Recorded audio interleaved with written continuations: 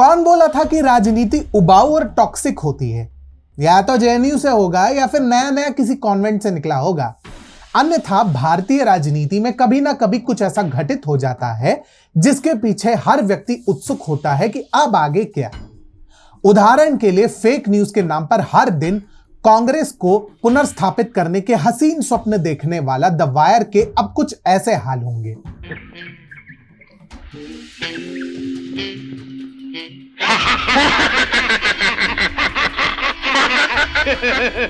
नमस्कार, स्वागत है आपका टीएफआई पर, जो है देश का सबसे विश्वसनीय अल्टरनेट न्यूज मीडिया पोर्टल।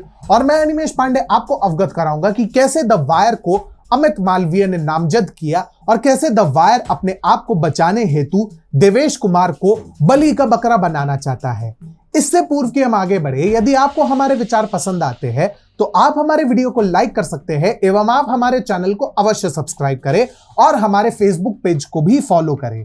तो अविलंब आरंभ करते हैं। हाल ही में द मेटा द वायर विवाद के पश्चात द वायर ने कथित क्षमा पत्र जारी किया, परंतु वहां भी वह अपनी कथित नैतिकता का ढोल पीटता रहा।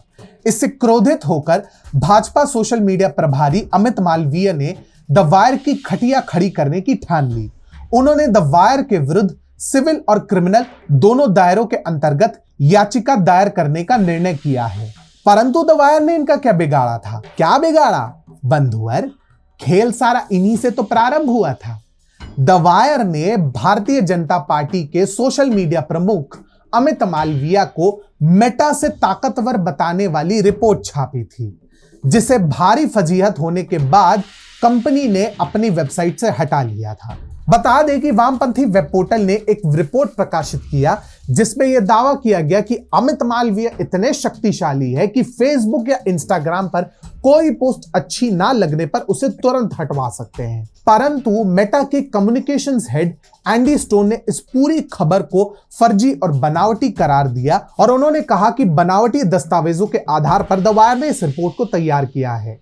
एक अज्ञात सूत्र के आधार पर द वायर ने दावा किया था कि अमित मालवीय ने सोशल मीडिया से 705 पोस्ट हटवाए हैं, परंतु ये सारे दावे झूठे सिद्ध हुए। इसके बाद उसने देश की छवि को बदनाम करने के बाद माफी मांगने का दिखावा कर नौटंकी भी की। परंतु अब इस मामले में अमित मालवीय ने कहा है कि वह द वायर, उसके मैनेजमेंट और पत्रकारों के विरुद्ध एफआईआर दर्ज कराते हुए कानूनी कार्रवाई करेंगे। अमित मालवीय का एजेंडा स्पष्ट है। इनके जीवन का एक ही उद्देश्य है, प्रतिशोध। अमित मालवीय के लंबे चौड़े प्रेस विज्ञप्ति के अनुसार वह द वायर के विरुद्ध जालसाजी, धोखाधड़ी की साजिश, प्रतिष्ठा को नुकसान पहुंचाने के लिए साजिश रचने, मानहानि और आपराधिक साजिश सहित अन्य संबंधित धाराओं के अंतर्गत एफआईआर दर्ज कराएंगे। इसके अतिरिक्त वह द वायर और उसके सहयोगियों द्वारा उन्हें हुए नुकसान के लिए दीवानी कार्रवाई भी करेंगे, यानी दूसरे शब्दों में उनकी संपत्ति जब्त भी कराने पर उतर सकते हैं। अब वैसे तो कहते हैं कि गरजते बादल बरसते नहीं, परंतु अमित मालवीय के साथ यहां केस उल्टा है। मैटर सीरियस भी था और पानी अब सर से ऊपर निकल चुका था और बंधु वास्तव में पहुंच गए दिल्ली पुलिस के पास। इस शिकायत में द वायर के संस्थापक सिद्धार्थ वरदराजन, संपादक एमके वेणु और उप संपादक जानवी सेन के नाम एफआईआर लिखा गया है। साथ ही साथ आईपीसी की धारा 420, 468 यानी झूठे दस्तावेजों का इस्तेमाल करके साजिश, 469 यानी झूठे दस्तावेजों के सहारे किसी की मानहानि करना, 471 जानबूझकर झूठे इलेक्ट्रॉनिक दस्तावेजों का इस्तेमाल करना और 500 यानी मानहानि के अलावा 134 भी आपराधिक साजिश और समान इरादे से सामूहिक अपराध के अंतर्गत मामला दर्ज करने की मांग की गई है और इसी के अंतर्गत एफआईआर भी दर्ज कराई गई है। अमित मालवीय ने खुद को भाजपा की इंफॉर्मेशन एवं टेक्नोलॉजी सेल का राष्ट्रीय संयोजक बताते हुए फाउंडेशन फॉर इंडिपेंडेंट जर्नलिज्म नामक संगठन का भी नाम अपनी शिकायत में लिया है, जो द वायर को चलाता है। उन्होंने आरोप लगाया कि उनकी प्रतिष्ठा को ठेस पहुंचाने के लिए ठगी और धोखाधड़ी का सहारा लिया गया। उन्होंने आरोप लगाया कि झूठे इलेक्ट्रॉनिक रिकॉर्ड्स और फेक दस्तावेजों के सहारे उनकी मानहानि की गई है। शाबाश बेटा, बहुत बढ़िया मुन्ना। तो अमित मालवीय को आखिर किस बात की आपत्ति है?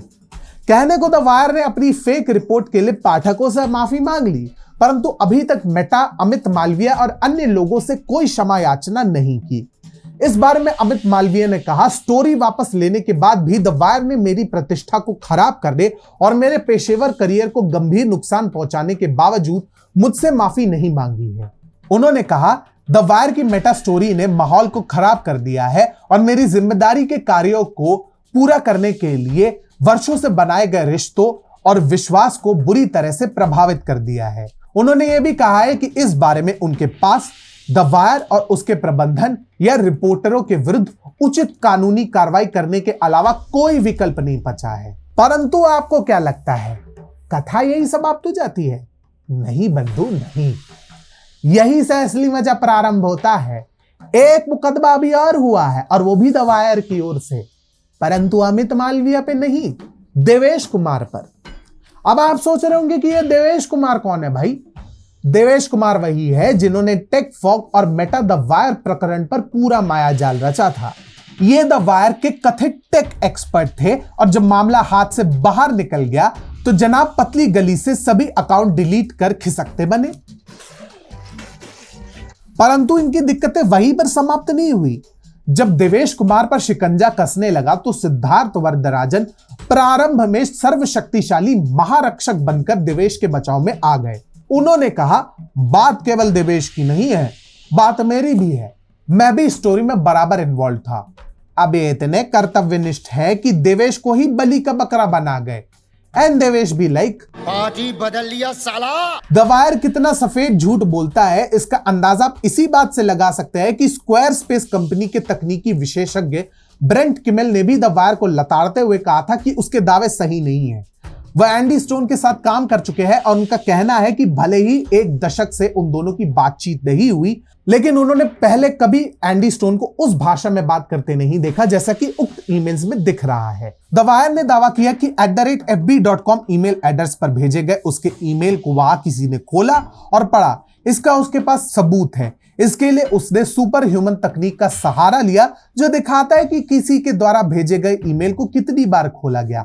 यह तकनीक ईमेल में एक तस्वीर डालता है जिसे जितनी बार खोला जाए सूचना सेंडर के पास पहुंच जाती है।